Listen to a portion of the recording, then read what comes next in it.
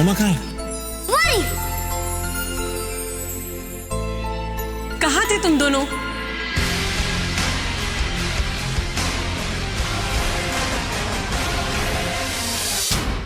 मैं तनुजा को इतने अच्छे से नहीं जानता, पर वो तेरे साथ 7 साल से है। क्या पता, जैसे तुझे उससे प्यार हो गया वैसे उसे भी तुझसे प्यार हो गया हो। जैसे तुझे नहीं पता चला वैसे उसे भी नहीं पता चला होगा यार। अरे नहीं यार रोहित, मैं उसके टाइप का भी नहीं हूँ। अच्छा, तुझे ये फीलिंग आने से पहले कभी पता नहीं चला कि वो तेरे टाइप की नहीं है? अरे हाँ यार, तू तो सही कह रहा है। हो सकता है तनुजा मेरे बारे में वैसे ही सोचती हो।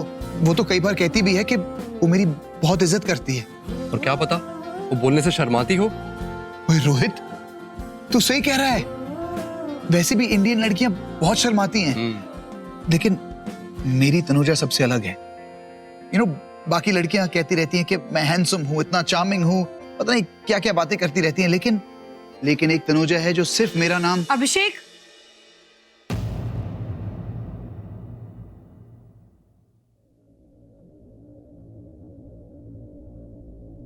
मैं 1 मिनट आता हूँ। डूड, आग इधर भी लगी है, आग उधर भी लगी है। वो भी तुझसे प्यार करती है। पक्का? देख के तो ऐसे ही लगता है। चल तू एक काम कर, प्यार के गॉड को याद रख और बोल पलट। अगर वो पलटती है तो मतलब वो तुझसे प्यार करती है, और अगर नहीं देखा तो नहीं देखा।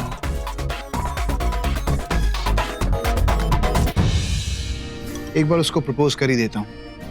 ज्यादा से ज्यादा क्या होगा, वो इनकार कर देगी, मुझे थप्पड़ मार देगी। कम से कम इतना तो पता चल जाएगा कि मुझसे प्यार करती है कि नहीं। हाँ, गुड आइडिया। मैं मैनेजर से बात करता हूँ, कहता हूँ कुछ प्लान करे, something special for someone special. Right.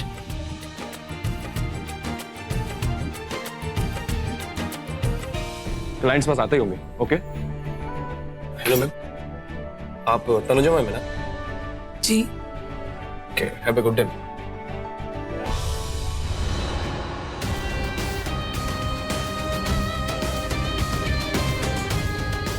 अरे छोटे मिली क्या? अरे यार बैंक्वेट हॉल में भी नहीं है, हर जगह देख लिया। लॉन्च में देखा, लॉबी में देखा, यहाँ भी नहीं है। तो एक काम कर, तू किस प्ले एरिया में देख, मैं पूल साइड में देखता हूँ। Okay done. और मिले तो फोन करना प्लीज। फोन कर। ठीक है। Okay okay. कॉल मिस्टर एके, उनसे कहना उनकी पत्नी होटल के कॉपी एरिया में उनका वेट कर रही है, लेकिन मैंने उनको अभी तक वो सरप्राइज नहीं बताया। ठीक है? ओके।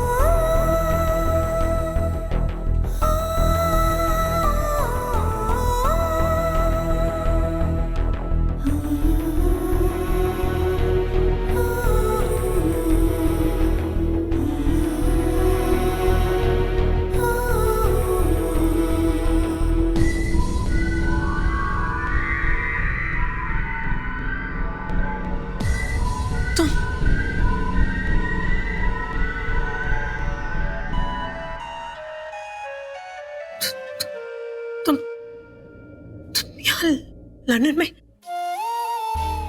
तुम सच में हो या मुझे वो मैं समझ रहा हूँ।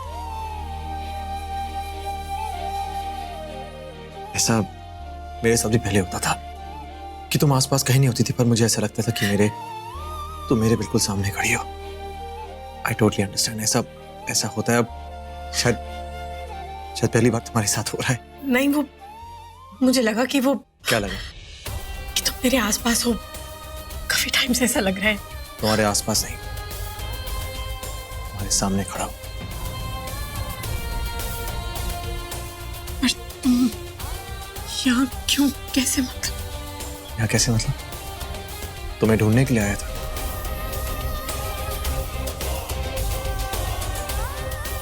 ढूंढने के लिए? मुझे क्यों ढूंढ रहे हो? क्यों ढूंढ रहा था? देखो ऐसा है कि अगर कोई चीज ना मिले तो उसे ढूंढनी पड़ती है।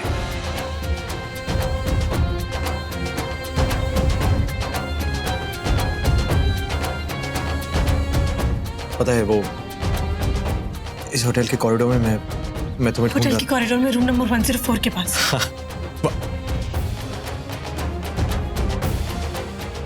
तुम्हें कैसे पता वो? क्योंकि मैं भी वही थी और मुझे तब भी ऐसा फील हुआ कि तुम मेरे आसपास ही हो। मैंने तुम्हें ढूंढने की कोशिश भी।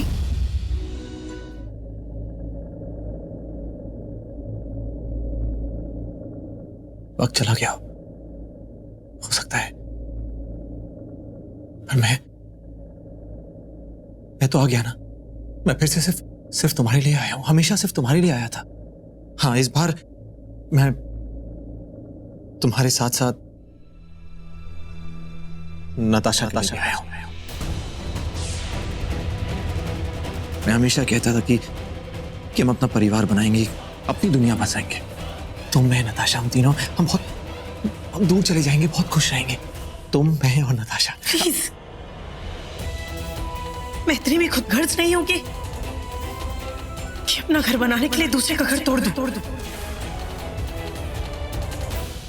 किस घर की बात कर रही हो जो बसा ही नहीं? सही नहीं। किस घर की बात कर रही हो? तुम्हारे घर की बात कर रही हो ऋषि सिंह बेदी। नेत्रा तुम्हारी बीवी है और अब वही तुम्हारा परिवार है।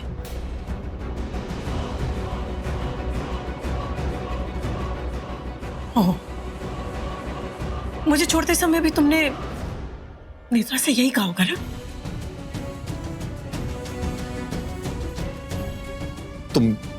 तुम गलत समझ रही हो। मैंने तुम्हें उस रात को इसलिए रोका क्योंकि मैं तुमसे प्रॉपर्टी पेपर्स। नहीं ऋषि, प्रॉपर्टी पेपर्स पे साइन करने के लिए नहीं। तुम चाहते थे कि मैं अपने प्यार को साबित करूं कि मैं तुमसे प्यार करती भी हूं या नहीं। मैं गिड़गिड़ाती रही, रोती रही, कहती रही कि मैं तुमसे बहुत प्यार करती हूं, लेकिन तुमने मेरी बात नहीं मानी।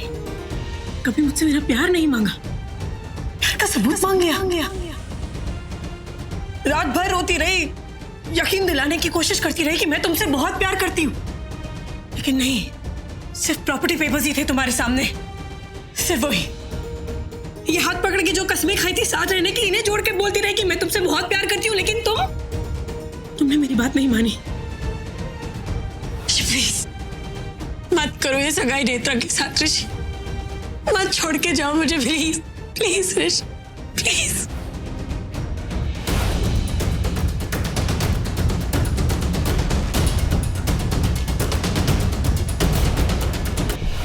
मेरे सामने तुमने नेत्रा से सगाई कर ली।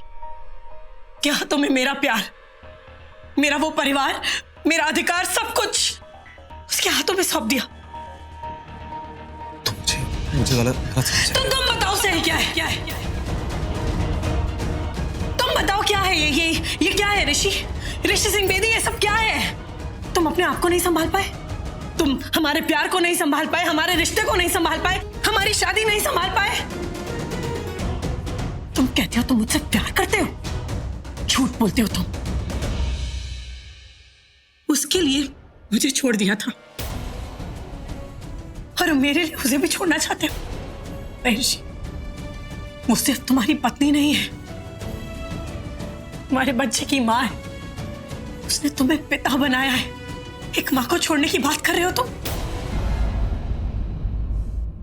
अरे नहीं अनुजा, मेरी नेत्रा से बात हुई है। हम एक ही छत के नीचे रहेंगे। बात समझ कोशिश करो। देखो ऐसा कुछ भी नहीं है। और जहां तक सवाल, पागल हो गए हो तुम, दिमाग खराब हो गया है तुम्हारा। बेशर्मी की हद होती है ऋषि। ये सारी शर्म बेच खाई है तुमने। एक औरत से मन नहीं भरा जो चाहती हो दो औरतें तुम्हारे साथ रहे तुम्हारे घर में। शर्म नहीं है तुम्हें सब बोलते हुए मेरे सामने? अरे मुझे शर्म आ रही है बोलते हुए कि मैंने तुमसे प्यार किया, तुमसे शादी की और अब खड़े होकर तुमसे बात कर रही हूँ। शर्म। तुम मुझे गलत समझ रही हो। अच्छा तो तुम मुझे बताओ सही क्या समझू मैं तुम्हें? अपने आप को नहीं संभाल पाए, हमारा प्यार नहीं संभाल पाए, हमारी शादी, हमारा रिश्ता कुछ नहीं संभाल पाए।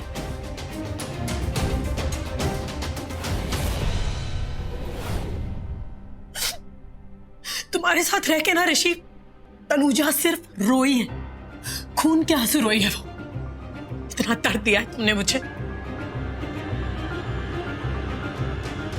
और इतनी बार माफी जो मांगी उसका माफी, माफी, माफी। किसी का दिल तोड़ दो और माफी मांग लो, किसी का घर तोड़ दो फिर माफी मांग लो, बीच रास्ते में किसी को छोड़ दो और फिर माफी मांग लो। तुम्हें क्या लगता है ऐसे माफी मांग के तुमने जो गलतियां की उसमें पर्दा फिर जाएगा? तुम जानते हो तुम्हारी गलतियों की वजह से मेरा क्या हाल हुआ है ऋषि। मुझे अपना घर छोड़ना पड़ा, अपना परिवार छोड़ना पड़ा, यहां तक कि अपना देश छोड़ना पड़ा, जाके परदेश में रहना पड़ा। अपनी दुनिया छोड़ के किसी और की दुनिया में, कुछ अजीब ही दुनिया में रह रही थी मैं। और तुम कहते हो माफी। देखिए ऋषि सिंह बेदी, अब ना हमारे बीच कुछ बचा नहीं है।